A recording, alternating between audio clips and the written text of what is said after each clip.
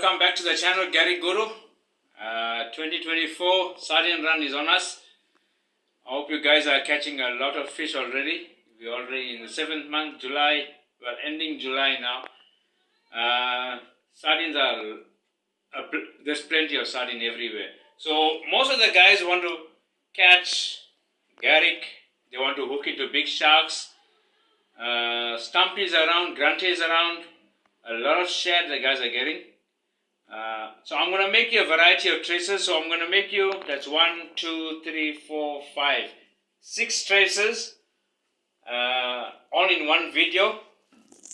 The most important thing I want to show you guys is how to make a jig and drop trace. Jig and drop is where we jig the sardine, let the sinker drop, any game fish picks you up, right? So the guys, most of the anglers, professional anglers, want to target fish in the sardine run. They want to target sharks. They want to target garrick. They want to target the GT. Anything will pick you up in a sardine run. A shad can pick you up in a sardine run. A GT, queenfish, a kuta can even come in the shore break. Garrick, a variety of shark species by using a jig and drop trace. So I'm going to start off by making my jig and drop. Well, as you see, I've got a variety of leaders. I will come to all that when I'm making my traces. What line for what fish. I don't use one set trace for all kind of fish. It doesn't work for me. That's why I'm so productive when it comes to catching fish, because I use the right line, the right color line for the right purpose. Right? So I'm actually using 100-pound maxima for my jig and drop. For my trace line, I'm using 0.60 for my sinker line. Okay, I'm going to start making the trace. Yeah, I've got the 100-pound maxima. I've got an 8-ounce bottle sinker. I've got a 4 to 5 ounce, 4 to 5 60 70 mustard treble hook, and I have a 3-way swivel. All right, I'm going to start to make this trace for you guys. I want to start off by telling you how to make this trace. So you're going to use maybe a meter of 0.40 40-pound maxima. Now I'm using heavy line because I'm pushing quite deep, because sometimes the sardines are on the back line. Sometimes they come in the danger zone. Sometimes you can get the sardines right in the backwash.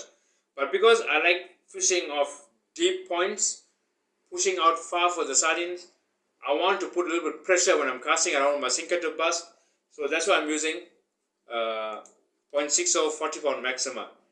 So I'm taking this over a meter, alright. Like I always say, I'm getting old. I should bite my line back in the days with teeth. Depending on my pliers now, this is my best bra. So anyway, firstly I'm going to make a loop. That's for my sinker. So straightforward, normal loop. You can go one, safer to go twice. Right, pull, lubricate, tighten. Right, small tie again. Don't cut it too short, guys. At least leave about 4 to 5 centimeters. Right, so just in case the knot do slip for any reason, the tag end will hold. And always bear in mind, it's always flared. If you cut with a nail clipper or a scissors, it's going to cut very, very neat. You'll see on the 100-pound, you'll see it much more clearer. But if you use a pliers, it actually flares. So if it flares, if that knot opens or tries to slide, the flare will actually help. Alright, so that's about my meter long sinker line. That's my 8-ounce bottle sinker. So through the eye of the sinker, come around, up there, pull tight, right? You got that, right? Right, now I'm tying my 3-way swivel. To the other end, I'm tying my 3-way swivel, knot. So what I do is, I do this. So this is actually called the figure 8. So a lot of people, there's 2 ways to make the figure 8. You can either do it my way, or you can wrap it onto your index finger 3-4 times and thread. So what for me, I find is very easy. So long tag end, hold your swivel down. So you're going 1, 2, 3, 4. Four twists, right? You're gonna thread your line into the eye that you're holding. So that's the eye, right? You're gonna thread your line into that eye, right? Causing a figure 8 knot. That's what they call it, the figure 8 knot, right? Don't pull right down to the swivel, lubricate, right? After lubrication, then you can slide. Right, boys and girls and ladies?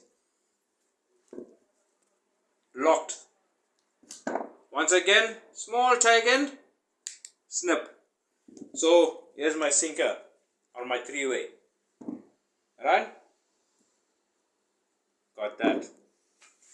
Now I'm using my 100-pound. Remember, I'm using 100-pound. Any game fish can pick you up. Normally the guys do use cable, steel cable, 120, 150-pound steel cable.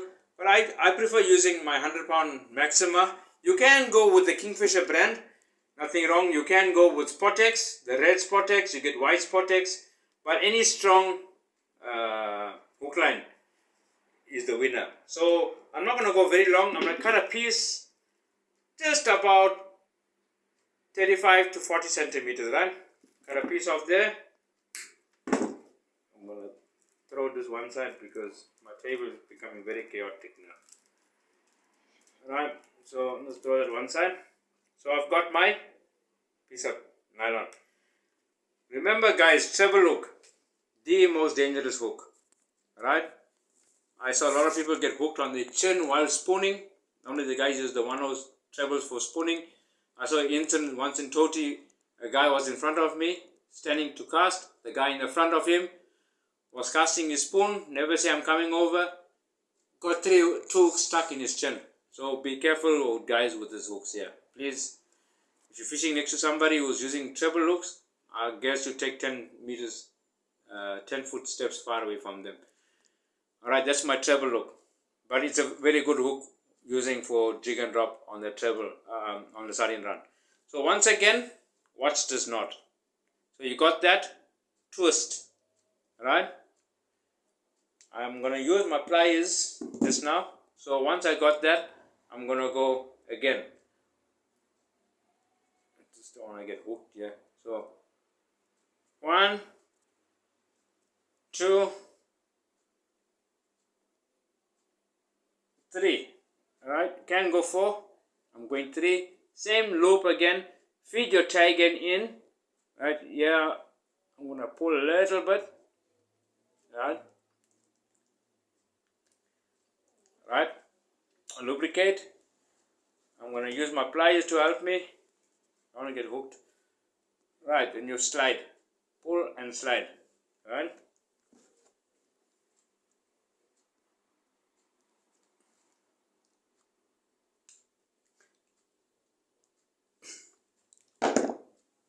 Figure 8. Right. Locked again. Obviously, you don't want to cut it very short. Leave a small tag end again. I'm very particular when it comes to tag ends. And as you can see, it's flared on the top. Can you see it? It's flared there. So just in case the knot slip, that tag end is gonna help. That's one of a very good tip. Everybody must know. If you cut with a side cutter, if you cut with a scissors or a nail clipper, I see a lot of people do that. It gives you a very neat cut. But if you're using a pliers, gives you that flare on the top. That's what you want. All your traces, whether it's Karantin, blacktail, shad, stumpy, grunter, shark, add that tag in. Right? So tie that onto my 3-way swivel. Right. So I don't want to make it very long. So this is a jig and drop trace, guys. So you want your treble to fall just about half of your sinker line. Right? Let me just tie this on. 1, 2, 3. Feed. Tighten, lubricate. Tighten there.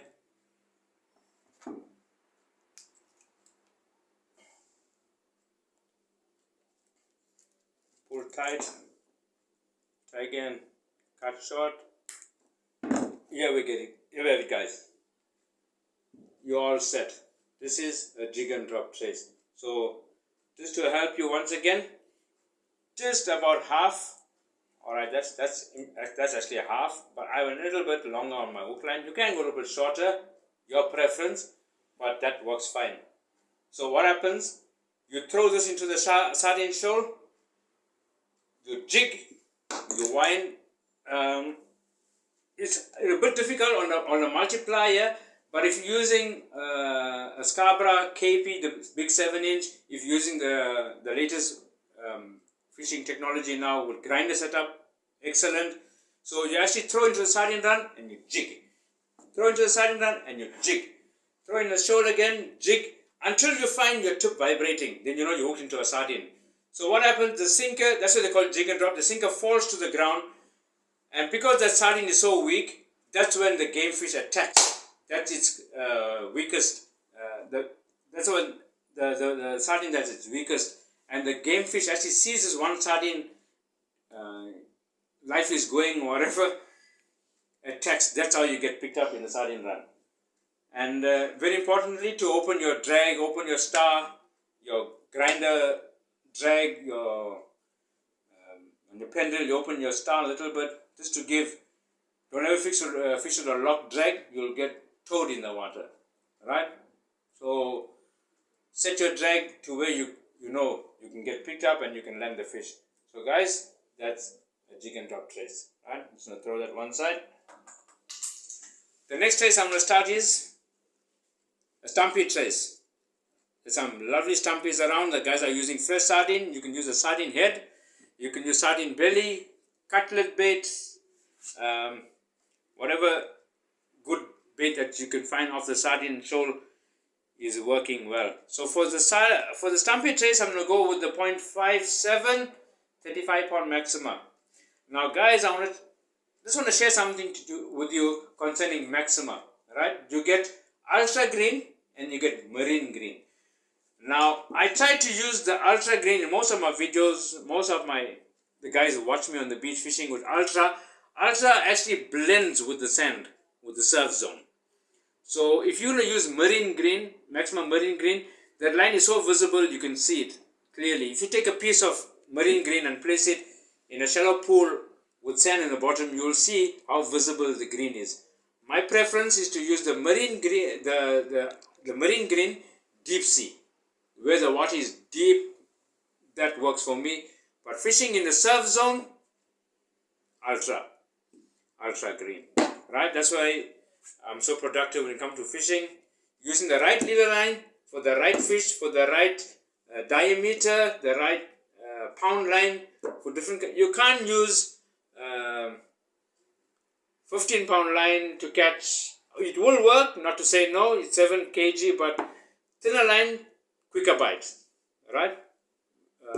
So let's start making my stumpy trace. So I'm using, for my trace line, my hook line, I'm using the 0.57 35 pound.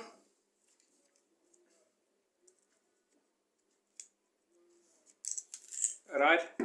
Stumpy trace, you don't want to make a long trace because stumpies are bottom feeders, same like Grunter. So you're going to keep your trace as low as possible to the ground.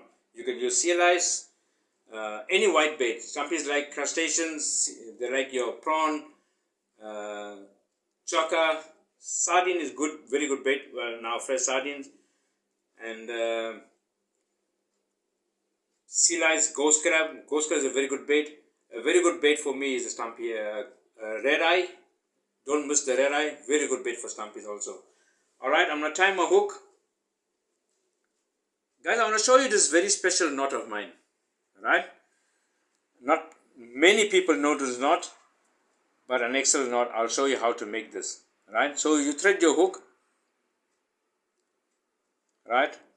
Take a long tie again. Don't feel shy to use line. Long tie again, right? So holding the hook with one end, index finger and thumb. With the other index finger and thumb, you're going to twist, twist, twist, twist, twist, twist, twist, twist, twist. After these videos, you can hold your throw and do the twist. For now, let's twist here, right? So I'm going like about 15 centimeters, guys, on that twist. If you look at this knot here, you got double strength, and it's got like, with all the twists, gives you grip for your bait to hold. Look at that, right? So enough twist. You can even leave that hook line. See that? It'll hold as long as you don't leave your main line, the trace line, and your tag end. So you're gonna hold that. All right. Yeah, I'm gonna go with the hook right where my tag end is. I'm gonna go one. So 1 time with the hook, 2 times with the hook, 3 times with the hook. All right. I'm gonna hold the hook, and I'm gonna pull all this, not leaving the tag end. If you leave the tag end, the whole twist is gonna open up. Right? Watch that. Comes into like a figure 8. Lubricate. Now you can leave your tag end. Pull the tag end. Pull your hook line. Pull the tag end. Here's a knot. I use this to make my blacktail trace, my Karantin trace. I use it to make my Grunter trace. I'm going to show you all. If you look at that knot, look at the twist. Very strong. If I got 35-pound maxima, let's argue, right? 35-pound maxima double, it's giving me 70-pound strength. Right? Learn this knot, guys. Watch the video over and over and over, you become a master. Right? Tag in, cut. Alright, got that. Like I said, stumpy trace must be short. So I'm going to use maybe 35-40 centimeters for my trace, right? So I'm going to cut that off. Yeah, I'm making a running trace. So I'm going to need 2 swivels, 2-way swivels, and I'm going to use a bead. Right? Yeah, I'm using a 1/0. I'm using, you can go to 1/0, you can go to 2/0. Yeah, I'm using the Kamakatsu range. World sharpest hook. I love these hooks. You don't have to strike a fish. This hold tight. The hook is, fish is hooked. Right?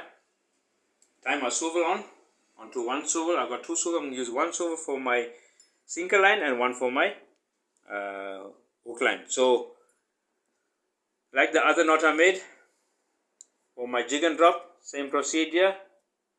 I twist 1, 2, 3. Right?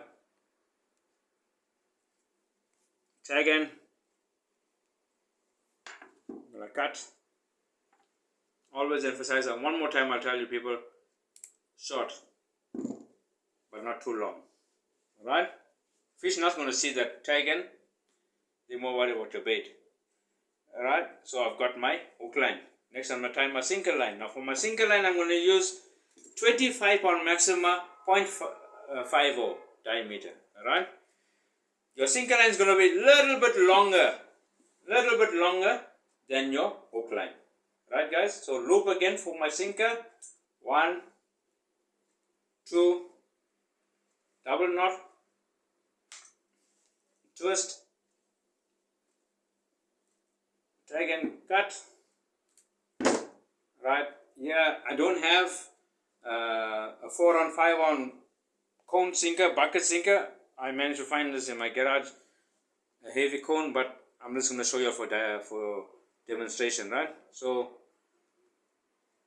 I actually found this on the beach. I don't know whose sinker this belongs to, but if it's only for your one initial guys, it belongs to Alan Gary Guru got it, right?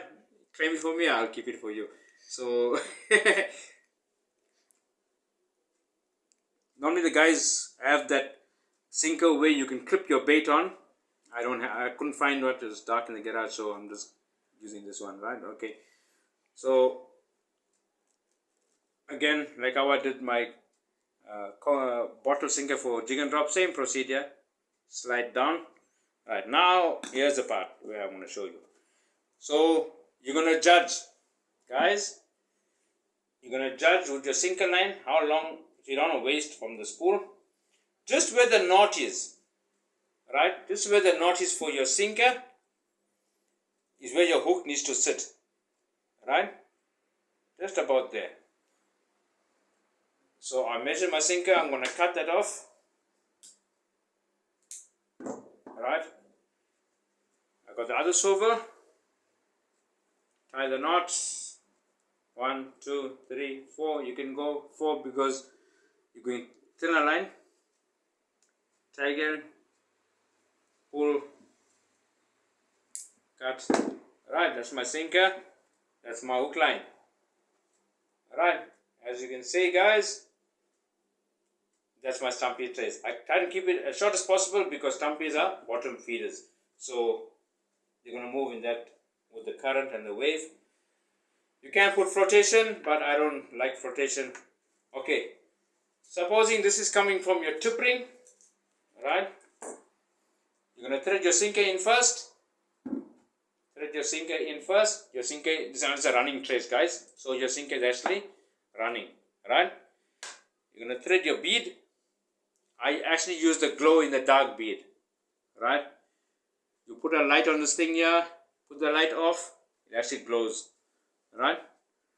Thread the glow in the dark bead on, and then tie your hook line. Yeah, I'm gonna go 4 times. That's 1, 2, 3, 4. Go 5 too, more stronger, more better, you'll take the fish out, right?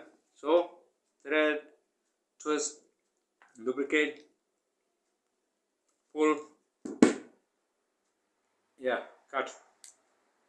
Right guys, hey, this is like handline fishing, check yeah. Alright, guys that never had a rod in your start off, handline fishing. But anyway, here's it. That's coming from your tip ring. Here's my stumpy trace. Yes guys, so you got that sinker running, alright. You can go bottle sinker if you're fishing reefy grounds. You want to throw for the ledges, go bottle. Depends how far you want to throw out. 4 ounce, 5 ounce, 6 ounce bottle can work. Cone sinker will get stuck in the rocks, so you don't. This is more like for surf, for the surf zone. So here's my stumpy trace. Alright, cut this off. Alright, stumpy one side. So I made you 2 traces so far. One is a chicken drop, and the other one is the stumpy. Right, so I don't need that. Next, I'm going to make you a grunter trace. One of the most productive traces for me in the harbor. Here I use a 1/0 mustard.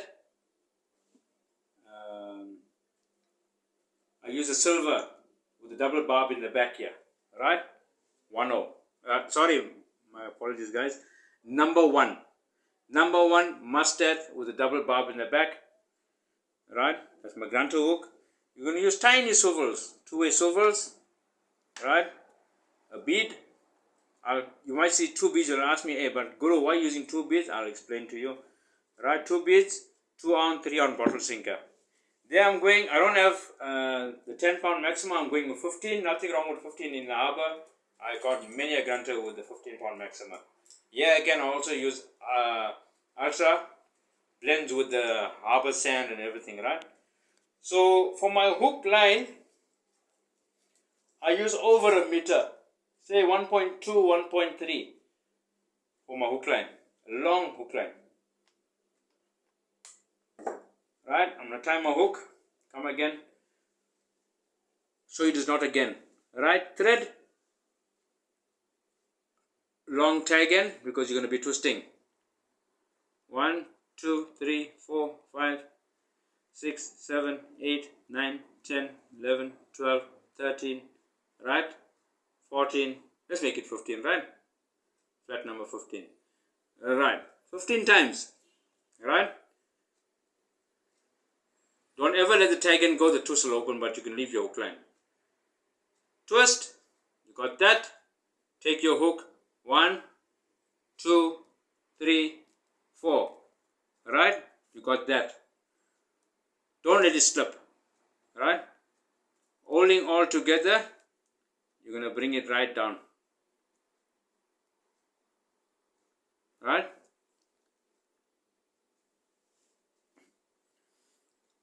See that? Very good knot, right? Cut, taken off, right? So here's my trace. tiny swivel. Grunter is one of the most intelligent fish. The moment they see thick line, you get that grunters that hungry they feed, but you should increase your success rate. Thin line, small bead, small sinker. That's why I want my hook line, my bait to sit far away from my beads and from my sinker. Grunters are very intelligent. They can see all this underwater. Grunters, you can even hear sounds when the people are busy playing music and what. I notice the boats fish in the harbor, they don't catch fish. Loud music they're playing in the boat. Grunter is a very sensitive fish. Right? I'm tying my swivel. 1, 2, 3, 4. Put the tag in into the eye again. Alright, pull that tight.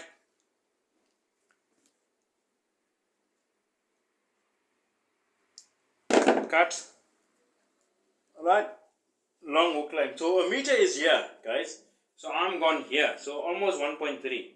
I like long hook line. It's working for me. I'm going to share my secret with you. Alright, long hook line. Sinker line. A short sinker line. Alright, so loop. 1, 2, pull. Alright, try again. I'm going to cut off.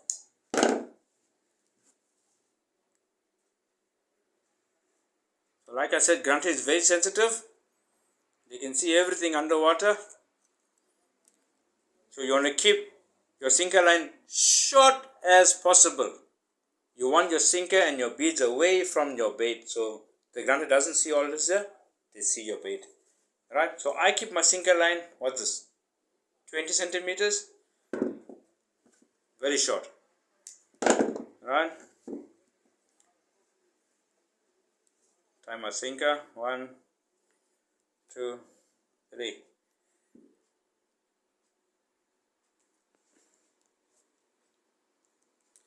In fact, my wife actually beat me in the harbor, guys. She caught the biggest Grunter. Sitting on the Grunter of 5.5 kilos. She made me watch TV.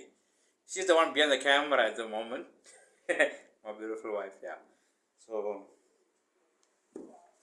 that's my sinker. That's my hook line. Right? Now, I'm going to thread my sinker. First, it's actually a running trace. Right? Running. Right? Now, you might not know why I'm using double bead.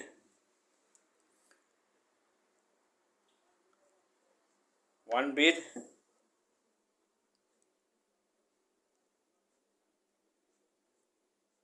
Two bead. Hook line, swivel. I'm going to tie it on. Alright, that's 1, 2, 3, 4, 5.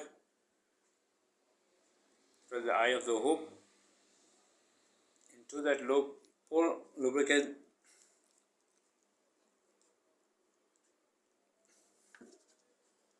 Show you why I use a double bead. I saw guys using the single bead because they're throwing short distance like 5-6 meters. I'm actually, if I'm fishing off the banks, I'm throwing into the channel, so I'm putting quite a distance. I don't want my bait and my sinker to get tangled. That's the reason why I use double bead. Now can you see the separation? Okay, from the sinker to my hook line. Look at that, guys. That is why I use 2 beads, so that doesn't twist and twist and twist onto my sinker line. Normally it twists, you don't know after casting, everything gets tangled like this here. Right? When you hook the Grunter, pah! Fish lost. Single bead. Guaranteed if I put a single tiny bead, everything gonna twist. So look at this here. Check it out, guys. See how far. See how he's twisting? See how he's turning round and round? See, nothing happening. Guru secret. Check here. Right, you guys got it. So, double bead works for me. I get all my tackle, guys, from Fisherman's Warehouse. Mr. Yusuf, one of my good places that I fish. Atika gives Gary Guru a good discount there. Go want to see her, tell her Gary go to Century, they'll give you a 10% discount. Tell her I said. Alright. That's Grunter trace. You know, at the same time I'm making all my traces for fishing. Yeah, I was talking to you about Fisherman's Warehouse. They got a lovely range of tackle, rods, reels. The beauty part about Tackle Center and Athika and all the staff there, very, very friendly people. Even her mum and I think the granny, wonderful people. Guys, when you go there, they'll help you in any way they can.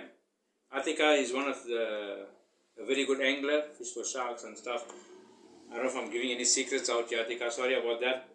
But I do all my fishing tackle shopping at Fisherman's Warehouse. I also fishing, buy my tackle at Fishing Addicts, Tackle Center with Kevin, Old Fort Road. Obviously, things are getting expensive. You got to shop around to see. I don't think any fisherman can go with a budget to a tackle shop. What he sees, he wants to buy, right? So those are the tackle shops that I shop at. Next, I'm gonna make is a Karantin trace. Now, this is one of the main things guys want to target in this time of the year to catch live bait. Now, one of my secret traces that I use on making a Karantin trace, I'll show you this my style, right? So I take a long piece of my 15 pound, 0.37, 7 kg. So I actually make a big loop, guys, right? About a meter, right? I make a big loop. On that loop, I go right at the tag end, and that's a loop. I'll go 1, 2, 3, right? At that eye, I go 3 times, right? You see that? Pull, right?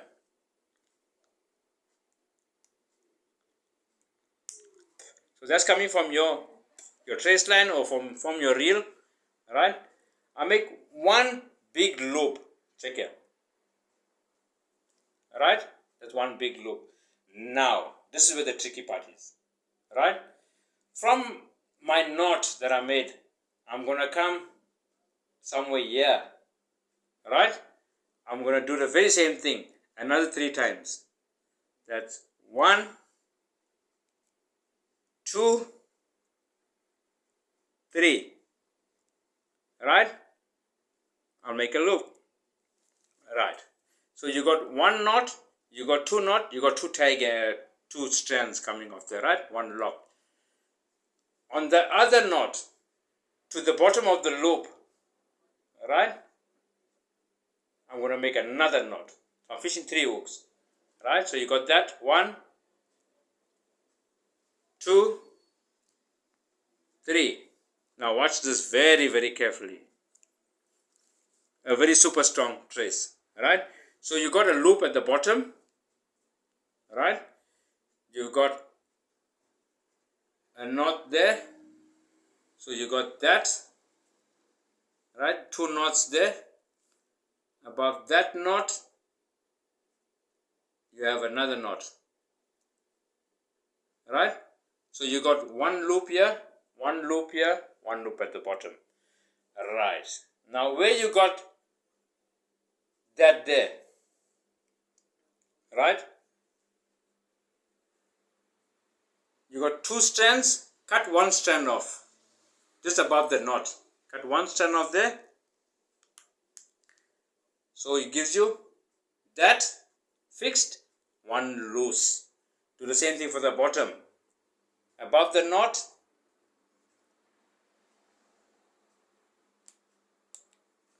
so here you have 1 loose, 2 loose. See? So you got 2 strands hanging off.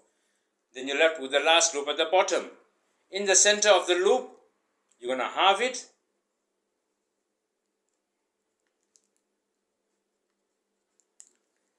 Right? So what we got here? Let's check this again. So you got 1 strand, one for your hook line. you got 2 for the other hook, and then you got at the bottom you got 2 here dangling. One will be for your sinker, one will be for your hook line, right? On one you're going to make a loop.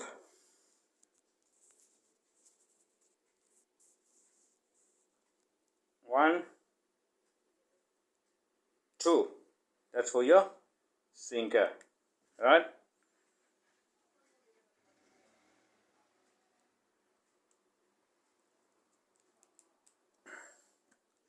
Look at this, yeah. So you got 1, 2, 3. You got 3 strands for your 3 hooks for your Karantin or your blacktail. Alright? I'm going to tie the hooks on for you. So I'm using the number 9 or number 10. You don't have to go mustard because you're catching Karantin blacktail for live bait. You can go with the cheap spear point, but I use the silver, right? You get bronze and you got silver. I use the silver hooks. Alright, hope I can see this right. 1,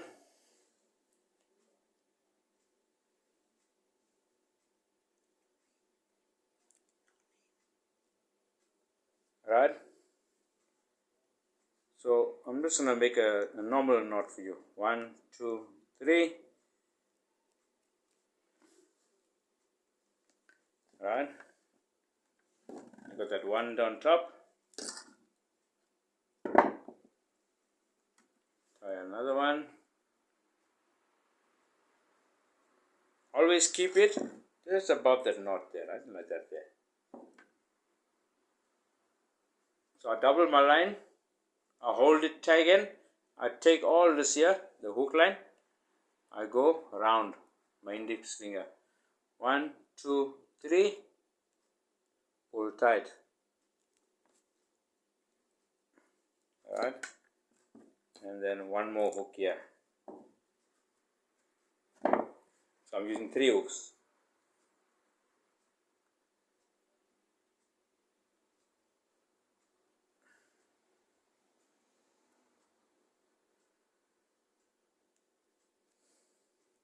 So this one will just come out just above the sinker, right? Line of the sinker knot. Alright. So 1, 2, 3.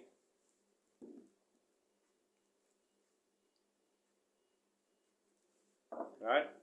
So you got that. Let me just cut all the tag ends off. That's 1,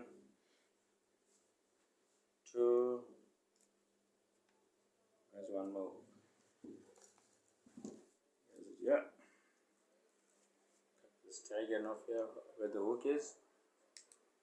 Right. Let's go again. So guys, that's my Karantin blacktail trace. That's what I use to catch my live bait.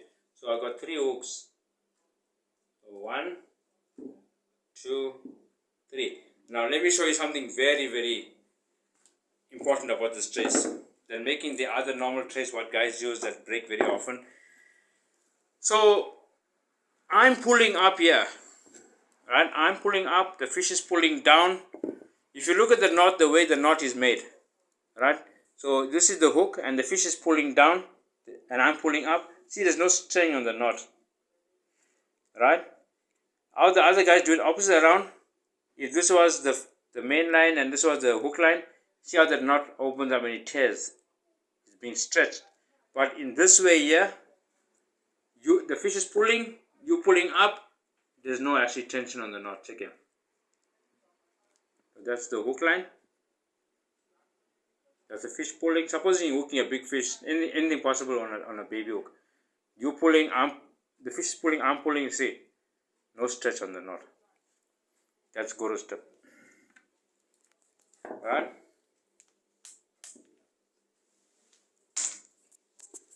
Guys, the last trace I want to make and show you. I'm using the 0.50, 25 pound maxima. I want to make you a shed trace. Alright. Watch this now. I'm using the 4-0 mustard. or you can use a 4-0 needle point. For this time of day, I like fishing with a double 4-0. Alright, so how I make my trace is just where the front hook and the back hook is, I let my back hook face on the eye of the hook. Sit on the eye of the hook. See there? Some people make it like this. Some people make it like that. This is my guide. So the top hook, the eye of the hook, this hook here must sit right on the eye. Alright? Guys, I'm going to show you this with the steel wire. Supposing you have no pliers and you're battling, you feel shy to borrow from one of your neighbors on the beach, I'm going to show you a trick on how to break steel wire. Alright? Nothing hard, very easy. So you take the eye of your hook, go into your steel wire, like that. Right? Press down. Alright? I'm just going to use the pliers for now, just to hold the hook while I do the twist. Alright? Also, if you have a pliers, I will show you a better way how to do the twist and how to break the steel wire without using a pliers. So watch this here. This is one very important thing that I learned from home. No one taught me. I want to teach you people. So I'm going around with the pliers with my tag end. So that's one. Now, very importantly, you don't want to make your loops or the twist very far from each other. You want to keep it close as possible because you don't want the cotton to catch in between after a couple of shad, you get a whole lot of cotton on your line, on the wire. You want to keep it very, very close as possible.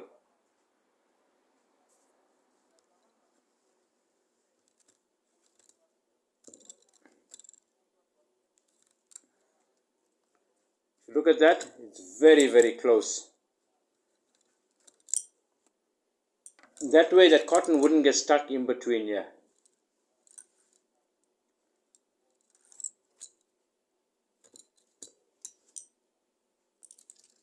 Alright, you got that. Alright, never come out so neat. Alright, what you do with the tag end now? You bend the tag end like this here. Make it into a 45 degree. Right? Hold your hook. Hold the tag end that you made like a little handle there. Alright? Give it one twist. Here we go. Alright?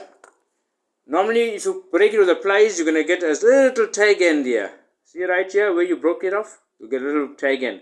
Here with Guru's one, there's no tag end. See?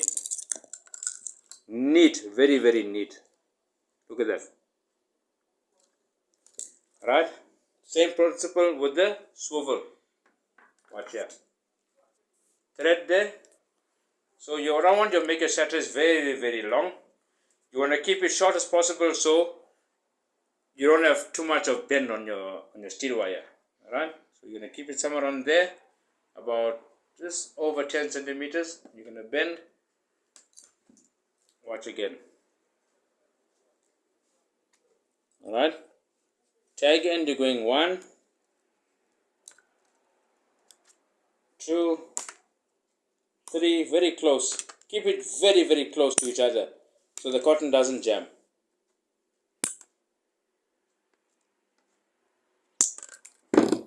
Right? Got that. See how neat. Alright, you're going to bend into a 90 degrees, sorry guys, 90, right?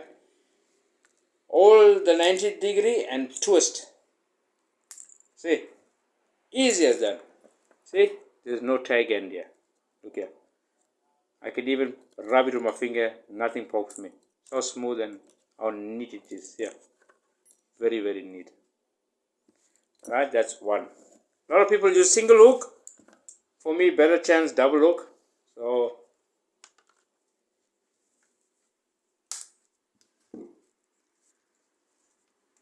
tying the second hook on. 1, 2, 3, 4, 5. Once again, watch this here. 90 degree on the tag end. Hold the eye of the hook. Twist close to the knot. Here we are. Right? Tying my second hook on. Right.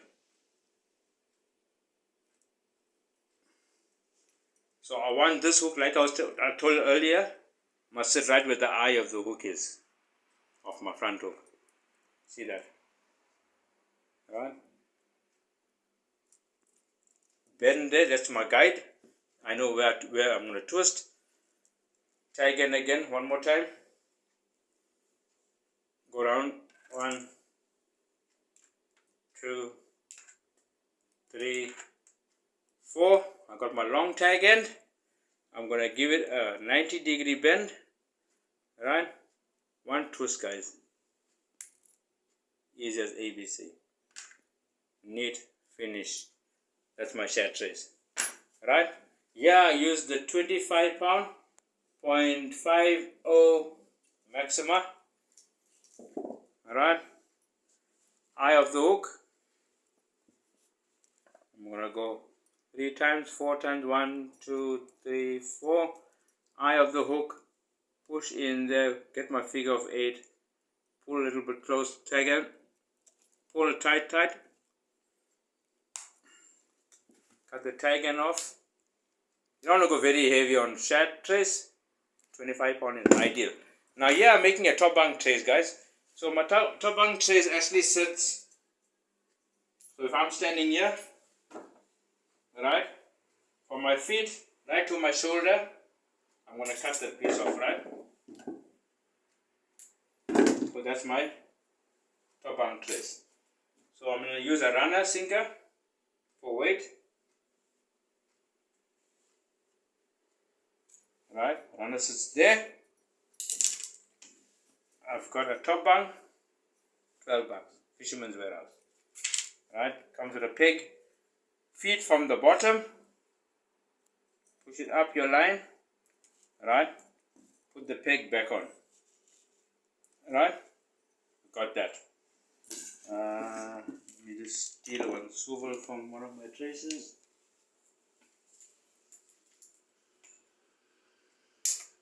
Right, on the top here, just above the bunk, I'm going to tie my two-way swivel that you're going to attach to your line coming from your reel. Right, so I'm going to bring that right to there. Yeah, now fishing with the top bunk depends on how high the water is, how low the water is. The low water is, when the water is low, you pull the peg a little bit, you can drop your bung. Alright? To how you want it, how high. See? Depends on the depth of the water. If you're fishing high water, you can keep long trace. If the water is low, you can drop your bung to how you want, depending how shallow, how deep the water is. So that's my top bunk trace, guys. That's my bunk trace. So here we go. Right, I'm going to cut this off here, right where the steel trace is. Right, now you can use this as a shad trace. Now this is fishing mid-water surface, right? If you're going to fish ground trace, the very same trace, right? You're going to tie your hook line.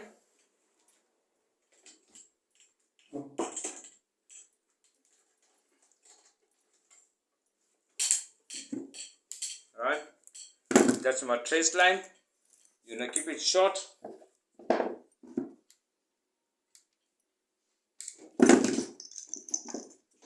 Right? Keep it short here. Maybe like about 50 centimeters. You're going to put a little bung here. A swivel on the top. A short sinker. I never plan to make a shad trace, ground trace for you. But you're going to let your sinker fall somewhere here. Your bung just above the swivel. Keep your sinker just above here. Maybe your sinker line will be about 300 with another two-way swivel. So you're running two two-way swivels and with a bead in the center. Right? That's fishing for your shad trace. Yeah, so that's took a lot of time to explain and to make a video for you guys. Hope you go out there and catch your fish. And enjoy this season, guys. It's one of the good seasons that we have upon us, and enjoy every bit of it. Go and catch that dream fish of yours. Enjoy the fishing. Take your family down. Enjoy the sardine run. Keep it safe. Pick up your litter. And be blessed, guys. Till I make the next video. God bless you. Cheers for now.